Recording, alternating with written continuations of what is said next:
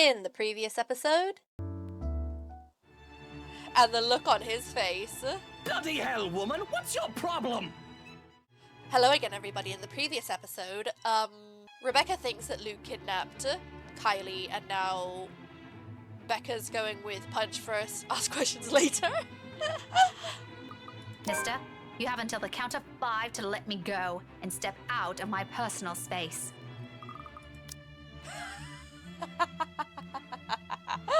I don't care. A fair warning. Fairer than I can offer for the people of his kind, and I'm already being considerate. Hell, this arsehole doesn't even deserve a warning. If he doesn't listen, well, he's as much responsible for what will happen next as anyone. Or else what? Such vulgar words coming out of that pretty mouth. A gorgeous flower like you shouldn't even be saying. Don't say I didn't warn you, Bowbag. Love that intensity, Daisy. FYI, I like feisty in a woman. It gives them this certain charm. Why don't you? 5. A second of silence. Then, without any preamble, my leg, nuts and bolts, teach the pompous bastard a lesson he'll never forget. Then, without any preamble, my legs move in one fluid motion and deliver a swift, powerful, well-placed kick to his nether regions.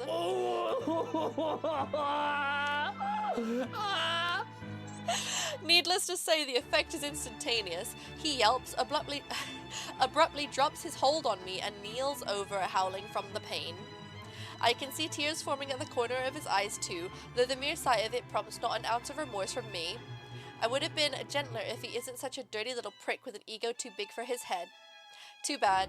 Whether this obliterates any chance of him ever procreating remains to be known, but a part of me is already praying he doesn't ever breed after this. Oh well, we already know that's not true.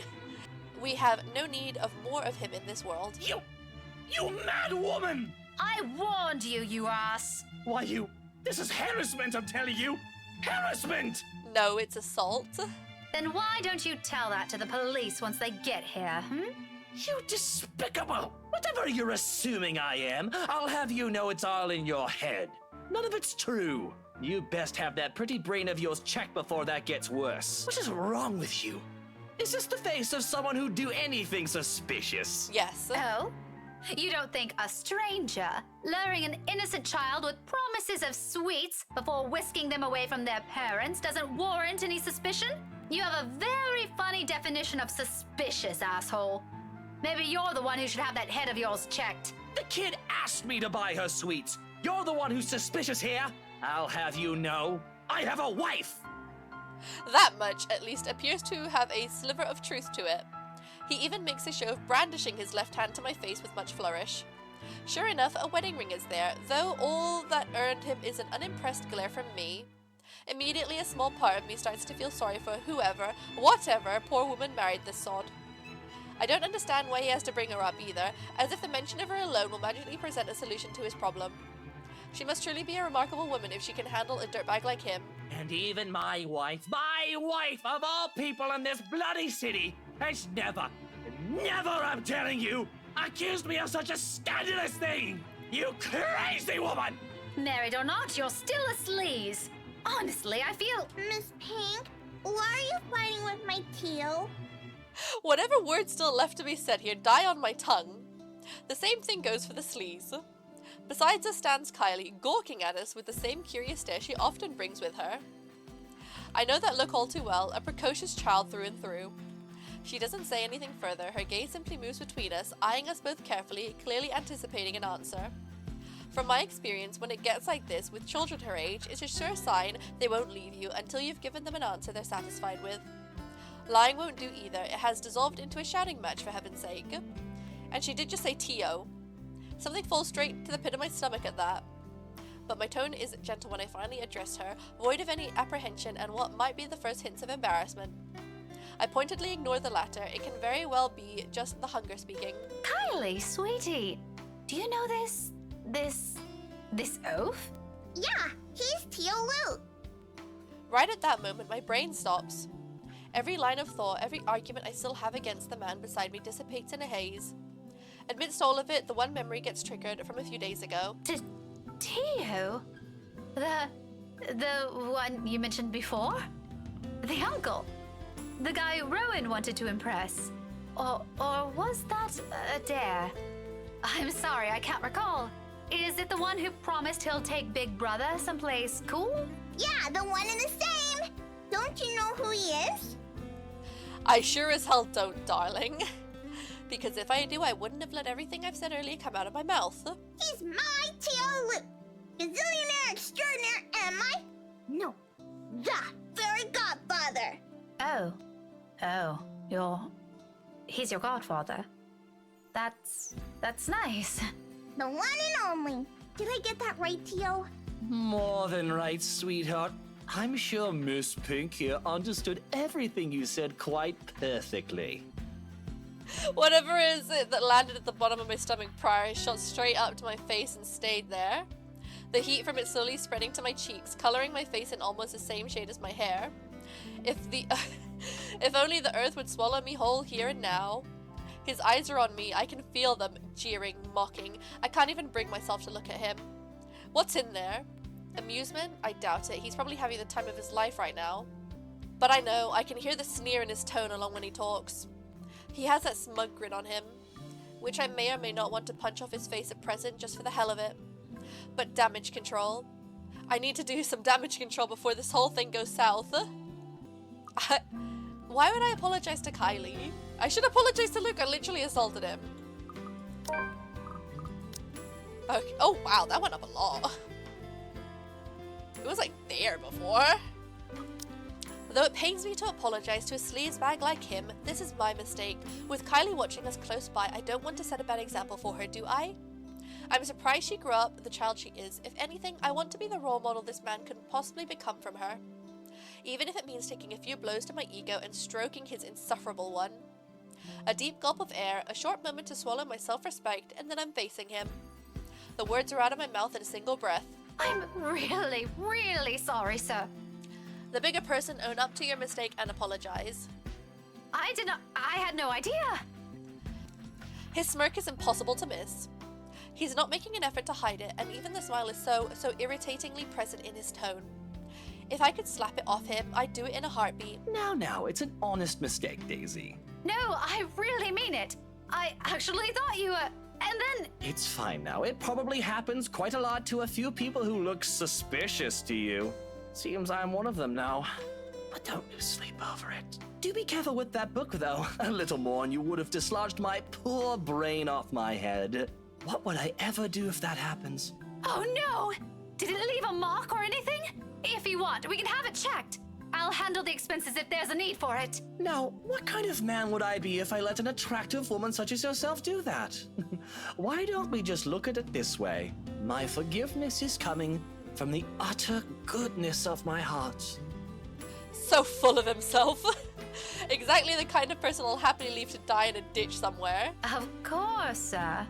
Why didn't I think of it that way? I know, right? I'm really curious if I did the storyline where I made everyone, like, happy and friendly with Luke. I'm kind of curious what would happen then. But even someone as capable as you is bound to have a few lapses. No harm done, Daisy. Let's move on from this. Well, if you're going to put it like that, then I guess there's nothing left for us to talk about. It's also interesting it hasn't turned to T.O. Luke or anything. It's still sleazy douche. I figured as much. Awkward. The whole exchange is nothing but an awkward display of false pleasantries. One thing that brings up much agony to the very pride I've willingly held back a while ago. I might need a drink later so I can forget any of this ever happened. Who would have thought the time would come when I'd meet someone tougher to handle than Isabella? Miracles of miracles, I swear. Though, to my surprise, he proffers me a hand shortly before they leave. For a shake, I realise after a long minute of staring at it. I accept it, albeit half-heartedly. But of all the goodwill that small gesture represents melts in the thin air when he winks at me. Winks! The gall of this man! However, there's no moment to ponder about it. Seconds later, the guy at the counter waves me over and hands me a paper bag as soon as I paid. He offers me another smile before as I leave.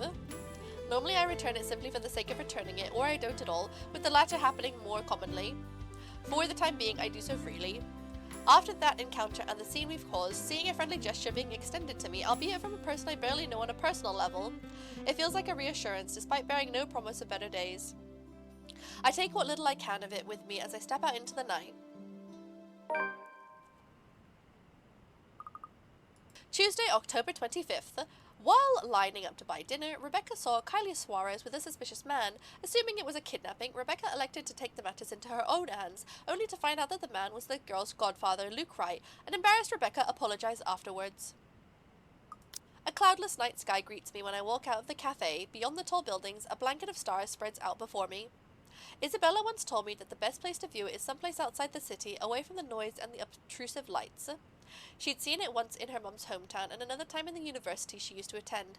Then she asked if it's possible to try it out here sometime. I agreed with her at the time, if only because she appeared excited at the mere prospect of it. We made those little plans along with Zachary and Ashton. Though up until now we never got around to it. Even so, I find myself enjoying this, despite being told it's only half the experience. Little things, you know, stuff you learn to appreciate when you're alone. Because at certain times you get to meet people who are unfortunately born with the innate talent to ruin the mood and the scene with their mere existence alone. For example, the very driver of the car fast approaching my direction. Luckily he doesn't notice me, but the fleeting moment we pass by each other gives me a brief glance of the people he's with. Kylie is sitting on the backseat with a serving of bread pudding in her hands. Why does Luke look sad? And beside him, it must be his wife. He takes a turn and disappears at the nearest corner. But throughout the night, that cursory glimpse of all things to bother me has left me wondering what kind of person his wife is. And no more than that is a silent prayer to the universe. I hope I don't ever cross paths with that douche again. After having such an eventful day, anyone will think nothing will surprise me anymore. But here I am, standing at the top of the stairwell, watching an odd scene unfold before me. Relief crosses my mind first, followed by confusion. What is she doing there? Although, given what happened this morning, the question feels a bit inappropriate to ask directly. What's important is Isabella's here. She's sitting cross-legged on the hallway, just right in front of her room, with several papers and folders scattered about. Each of them seems as important as the next one. More than once, upon giving the scene a quick scan, I spot Briar Realty's logo at the topmost area of the pages. Everything considered, it looks like a mess is made by a third grader working on a crunch time. Wait, is she sitting outside in the hallway? What? The landlady will have a few things to say about this when she finds out. I have a few things to say about this myself, in fact. But something in the calm, focused manner she holds herself, at present, keeps me from disturbing her with that reminder. She's going through each paper with this intensity. Her brows are furrowed, lips in a tight line, both hands moving in precise movements as she shifts through each sheet. When she finds something of note, she moves closer, nose almost touching whatever paper she's holding, and grabs her phone to call someone. Hello. Sorry to call you this late. There's something I just want to confirm, if that's okay. Yeah. Oh, okay. Thanks anyway. Not that one either. It's a cycle. She goes through call after call, and then at the last one ends, she shuffles through the pile again and dials another number. Is it work? I've never seen her this engrossed with her own work before, otherwise she would have noticed my presence the moment I've reached our floor. After the 9th call, she still appears as oblivious to it as when I've arrived. When she lets out a long sigh this time, I immediately take that as an opportunity to interrupt. Isabella, you know the house rules here. At once, her head jerks back and hits the concrete wall behind her with a thump. There's the Isabella I know, glad she's still there. I allow her a moment to nurse it before speaking again. Becca, you're late. Yeah, I ran into a little trouble at the cafe. But I brought food for the two of us, if you haven't eaten anything yet. As anticipated, she grins once I raise a bag of food I'm holding. Yet it doesn't reach her eyes. There's nothing of the cheerful glint in it this time. Just a hollow tone for the sake of being polite. Ashton's right. Something happened. Yeah, maybe later. I've got to finish this first. Just leave it here. I'll eat it once I'm done. Thanks, Becca. You can't eat this here. You know how the landlady would react. Why are you even working outside? Your room's right there. I know. Sorry. It just feels stuffy in my apartment right now. She doesn't want to see the ghost. I'll go back inside once everything's been aired out. I promise. That has never bothered you before. Well, it bothers me now. Oh, really? Just now? I find that hard to believe. Yeah? Shouldn't you be happy? I mean, you've been complaining even if it's not your room. Now I know how you're feeling when it's messy, so I'm going to clean. Isn't that a good thing? In spite of what's supposed to be a good news, an exhale comes from me, drawn out and slow. There has been a lot of sighing in Becca's story. It's a good thing, Isabella. Believe me. But you're as bad as Zachary at lying. What's really going on? She hastily averts her eyes, a surefire indicator this is going to be one of those lengthy conversations that can possibly end with the other person angry. Again, it's one thing I'd like to avoid tonight at all costs. Still, I've made a promise to Ashton and Zachary. If she didn't talk to them, who else is she going to talk to? If she keeps this all to herself, who knows what might happen? Isabella, you can tell me. Is it about your family? A slight movement of her lips, although a frown, it's a reaction at least. I'm getting there. Rose? She merely shakes her head. Just a little more. Come on, I know something happened. I don't know if it's because of Rose, but I know it's related to her somehow. You weren't here when I visited this morning, and both Zachary and Ashton are worried about you. If you don't want to tell them, you can tell me. Does it have something to do with work? Office? If I didn't know her, I might have missed it. She shifts then, her fists clenching tight and teeth biting her lower lip. And there's fear. The look of terror in her is the last thing I expected to see out of everything. Her mouth trembles briefly before she opens them. When she finally voices it out, the words simply spill out of her mouth. One after another. All of it. True to what I promised to her, I listen. Because this is something she's been keeping to herself, even from the two most dependable people I know. The fact she chooses to tell me this speaks a lot to me. You were literally best friends. Becca, she was there again. Last night? In the office? Boss passed me all of Rose's workload yesterday. For the Ermengarde mansion. I had to stay late to finish them all. And then, when I was about to go home, I saw her. I saw her again. She was standing in front of me again last night, Becca. I couldn't get away. She was blocking the door. If I hadn't hidden myself, even if I made the tiniest noise, if she found me, Becca, she almost did. If she saw me under my table, I think that would have been the end of it. I'm scared. I'm so scared I won't be able to do anything. By the end, her hands are trembling and her breathing comes out in rasping intervals. For a long moment, I let the silence stretch out between us, let her sobs fill it instead. But even as her soft whimpers die down minutes later, there's a heaviness hanging in the air. Not just from her, but also from me. From my exasperation over this whole matter, from my own frustrations over her stupid superstitions, when she could do us all a favor and grow a backbone. She may be young, but she's no longer that young. It's about time to put an end to this. Oh, please don't, Becca. She can't keep going on like this. She's still got plenty of years left to live out. And what if she goes home? What if we're no longer there to keep her fears in line with what's real? What would she do then? I'm more afraid of her for what that kind of imagination will do to her than of what some imaginary monster could. But with the manner she's looking at me right now, there's an expectation in it, a hope and a plea sewn together. She wants me to believe her this time. If it's like that, then what am I supposed to say now? What she wants to hear or what she needs to hear?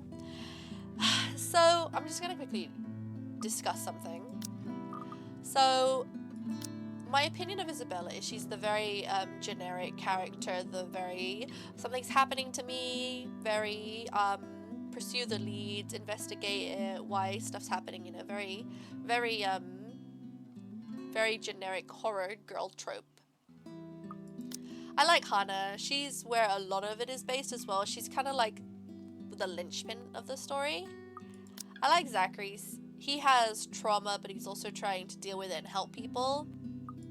As well with Marianne. Marianne has her own issues, which I liked that she has issues, but she's also trying to help. And then we're Rebecca. I personally don't like Rebecca, but I like her character and her character design because she has a lot of flaws that has been discussed about and why she has these flaws. But obviously I don't like her because of those flaws, if that makes sense. You know? But I'm gonna make sure Becca is nice. I'm not saying that. Okay. As much as I want to set her straight, a reprimand isn't what she needs right now. With that pouty face she's giving me, I doubt it even will end well if I push it. I know her. When she wants to be stubborn, she's stubborn.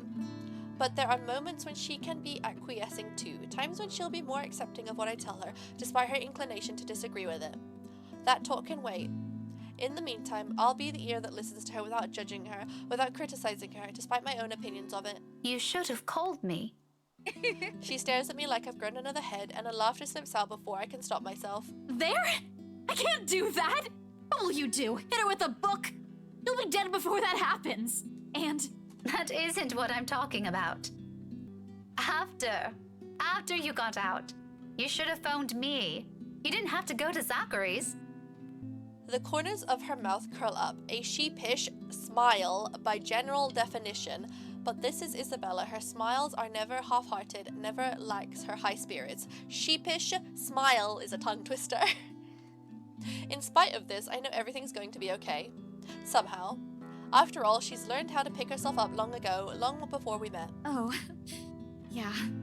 Sorry. I don't even remember how I ended up in Zach's place. I was in a hurry to get out of the office, and it was already late. Besides, I don't really think you'll believe me if I wake you up over something like that. That's beside the point. True or not, there are people who will always be concerned about you. There's Zachary, but he's the first person you went to, and you didn't tell him anything. You just slept there. There's Ashton too, and me. But how do you think I'll be able to explain to your aunt or your family if you suddenly disappeared? Think about that. Right. I'll remember that next time. Then she grins. Playful and mischievous, a preamble to an old banter. It's still not quite there, still not quite her usual self, but with it, I know we're bound to get her back soon. Mom. I told you not to call me that. I send an elbow to her side for added measure, but when the laughter follows a familiar gesture, none of it is unexpected. This is what's comfortable. This is how we found an equal ground despite our stark differences. So for the moment, I accept things as they are. Afterwards, a hush stretches out before us. For Isabella, this is rare. This isn't her. Yet, in this moment, as she fiddles with the edge of another paper near her, as she hugs her knees close to herself and lets a pensive expression linger on her, it feels strangely fitting. As if this is where everything's supposed to lead to if we allowed it long ago. Seconds later, the moment is broken by the sound of a door easing open and a voice begging some little piece. How many times have I told you girls not to loiter around the hallway? It's noisy. Some people here are trying to sleep. Quiet down or go do your talking inside. I'm pinning a memo to your door the next time this happens. Wait, the landlady lives next door to them? Millennials. Sorry. We won't do it again. You'd better. Ugh, boomers. The door closes and Isabella starts gathering the mess she made, carefully stacking them all in her arms. At a loss for what to do, I help her pick them up, and for the first time I get a closer look at it. Completely unintentionally, of course. But it catches my attention nevertheless, and a confused frown makes its way to my face. Why is she looking through this? I look to her for an explanation, but she merely ignores the question in my eyes, takes the paper off my hands, and finishes cleaning up. I was gonna read it, but it was kind of blurry.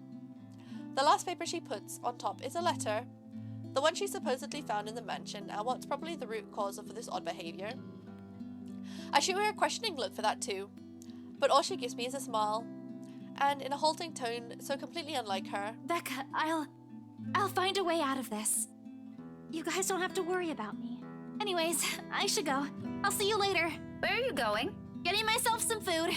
Don't wait for me. Wait, didn't Becca buy her food? Isabella walks away before I can stop her, before I can remind her I've brought food enough for the two of us. She quickly disappears down the stairwell while I'm left standing in an empty hallway, holding 2 bags of takeout. One of them will go and eat tonight, just have it for lunch tomorrow. Just an innocent passing thought, one that I don't dwell on much as I head back to my room.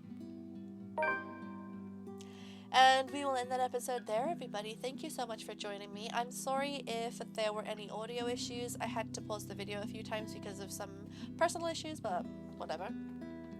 Everybody have a wonderful evening, and I will see you all on the next video. Bye!